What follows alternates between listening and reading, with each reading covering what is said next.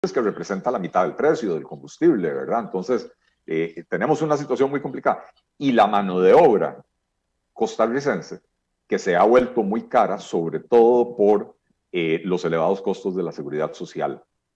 Y entonces resulta que para las empresas ya no es atractivo contratar a personas jóvenes sin experiencia, porque usualmente cuando uno está empezando la carrera tiene un nivel de productividad bajo, lo va mejorando conforme va adquiriendo ciertas habilidades y conocimientos, entonces va mejorando la productividad, pero cuando el salario, no el salario no es alto, el costo para la empresa de contratar a un empleado es elevado porque aparte del salario hay que pagar 20 y resto por ciento del patrono de seguridad social, más lo que tiene que aportar el trabajador, etcétera, ¿verdad? Vuelve a la mano de obra excesivamente cara. Entonces tenemos un montón de factores que encarecen la producción. Y no hay, excepto por quien les habla aquí, no hay una sola oferta política en este país que hable de reducir esos costos de producción.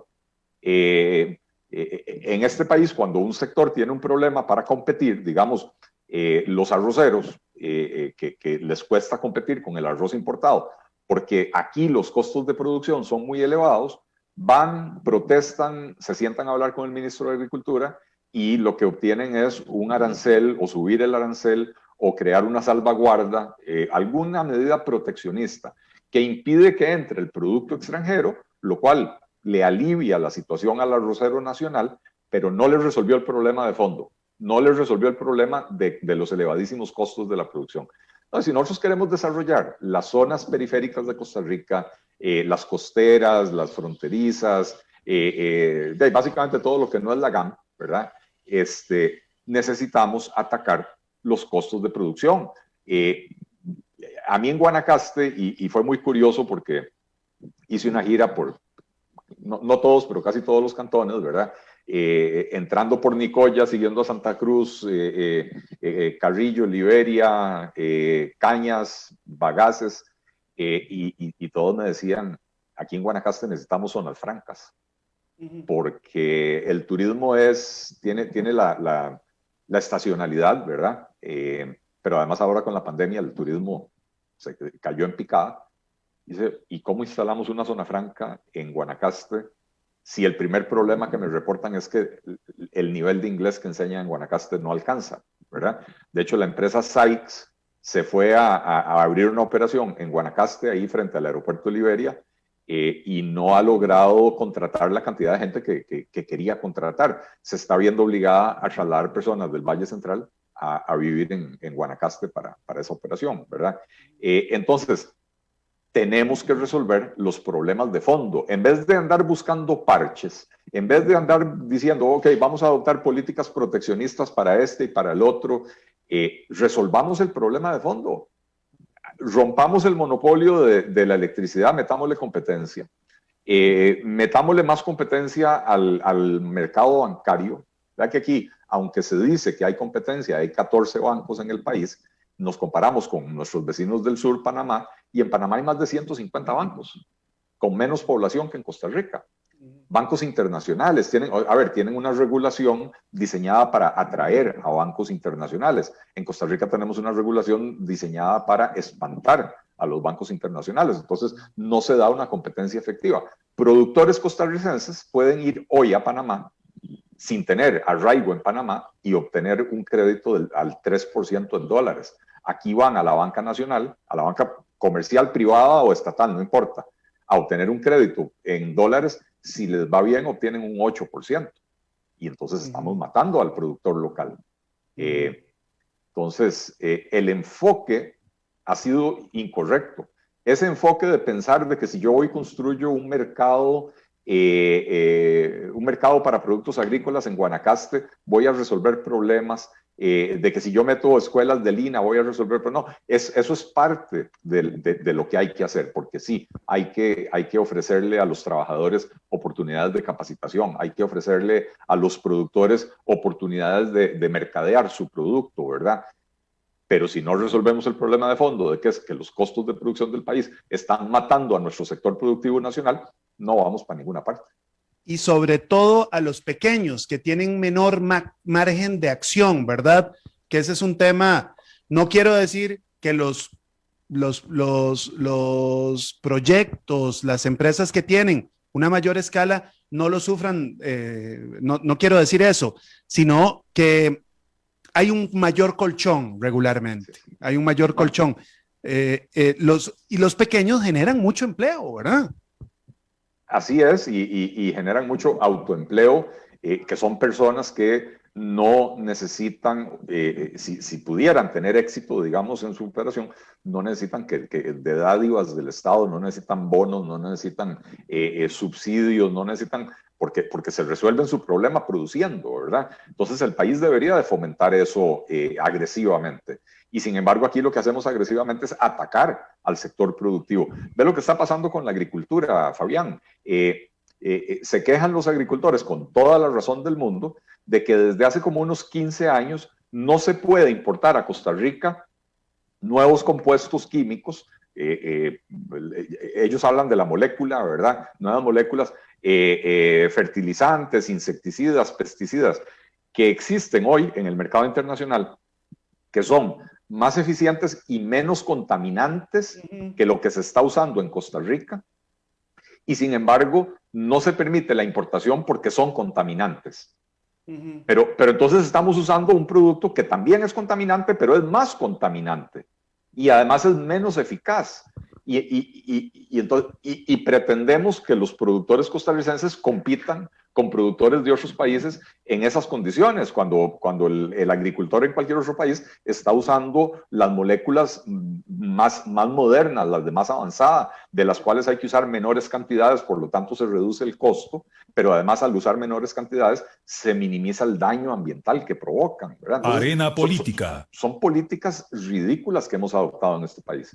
Para quienes nos escuchan, amigos, amigas, voy a hacer una analogía un poco torpe, un poco torpe, pero esto que nos cuenta nuestro invitado, Eli Feinsack, que es como que el gobierno de Costa Rica impidiera la importación de medicamentos adecuados para el tratamiento de COVID-19 y que solo permita que se importen, por decir algo, acetaminofén, una cosa que está, a ver, digamos, que sigue siendo útil y tal, pero que ha sido superada, ¿no? En otros ámbitos. Un poco eso sería lo que nos cuenta nuestro invitado que sucede con los productos para aumentar la productividad de la actividad agrícola, ¿verdad?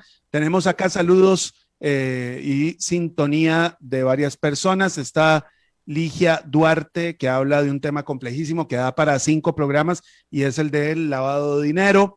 Es un tema complejísimo. Había lamentablemente creo que no tenemos tiempo, pero me parece que es un tema que estoy seguro que a nuestro invitado le va a interesar, de Mauricio Segura, que habla del tema de costo de producir energía y distribuirla. Estos temas que hacen un poco, que hacen que sea tan cara, digamos, nuestra electricidad. Evidentemente, eso daría también para otro programa, es un tema amplio. Pero vamos, le mandamos también saludo a Jorge Quiroz, que reporta acá sintonía. Vamos a hacer un último corte, amigos, amigas, y volvemos con nuestro invitado, Eli Feinsack. Esto es Charlemos Polémico de Verdad. Ya regresamos. Polémico de Verdad. Gracias, amigas, amigos. Seguimos aquí con Eli Feinsack conversando en esta tarde de 30 de abril, último día del mes de abril. Bueno, hablamos de muchas cosas, se nos vaya el tiempo, como siempre, cuando la charla es amena, se pasa así, rapidito. Eli, estamos entrando a esta parte de cierre. Sé que...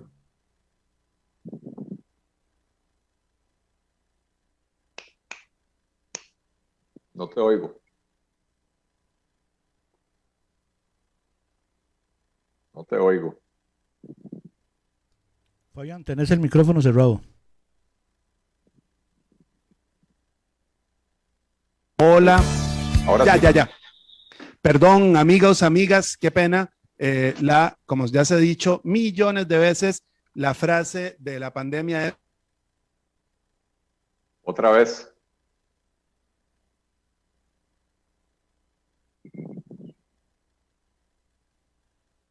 No oigo.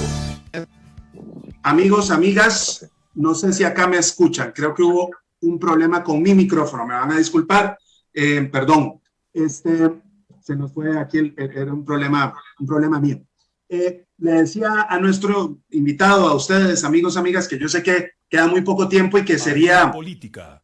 es de alguna u otra forma ofensivo pedir que en tan poco tiempo Eli nos cuente sobre temas tan complejos y tan generales, pero te pido que hagamos ese esfuerzo en estos últimos minutos.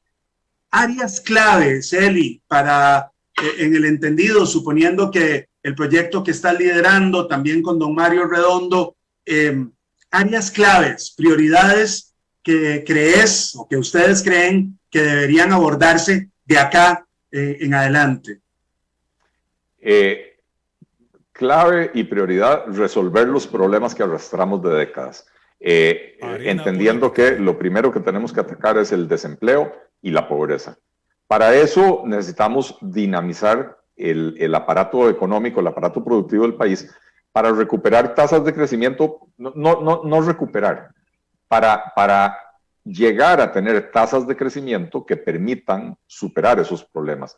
El país venía creciendo la última década al 3%, no alcanza, por eso el desempleo se disparó en el último año y medio antes de la pandemia, pero incluso antes de la crisis del 2009, el país crecía a un promedio del 4,5-5% y seguíamos sin lograr disminuir la pobreza. Entonces, ¿qué pretendemos hacer?